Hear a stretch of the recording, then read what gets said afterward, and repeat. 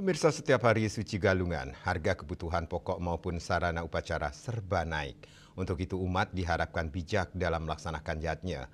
Yatnya harus didasari rasa ikhlas tanpa dijadikan beban.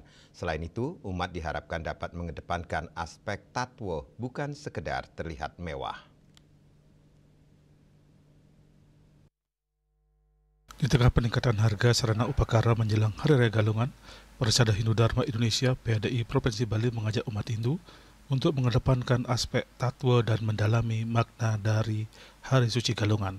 Ketua PHDI Provinsi Bali Inyoman Kenak menekankan bahwa Galungan adalah momen kemenangan Dharma atas Adharma, sehingga umat diharapkan berkonsentrasi dalam peningkatan kualitas spiritual bukan hanya kemewahan materi perayaan.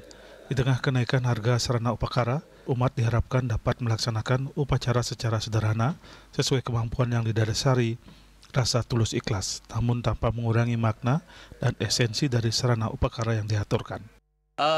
Pertama, tidak bisa kita pungkiri bahwa kebutuhan pokok di saat ini, di saat Hari Suci Galungan ini meningkat drastis, kan, bahkan ada sampai 20% gitu kan, sedangkan pendapatan masyarakat kan stuck begitu. Tapi bagaimanapun juga kita semua umat khususnya biar bisa bijak lah memaknai Galungan itu dan pelaksanaan Hari Suci Galungan ini, utamanya dalam hal upakara Banten itu. Kita mengedepankan tato. Masyarakat sekarang harus bisa bijak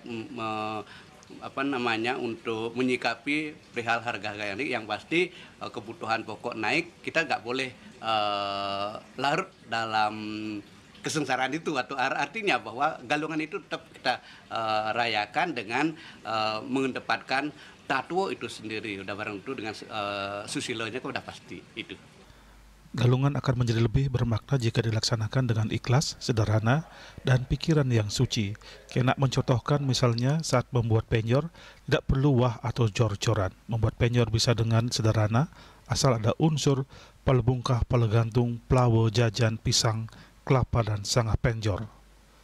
Sukma Bali TV.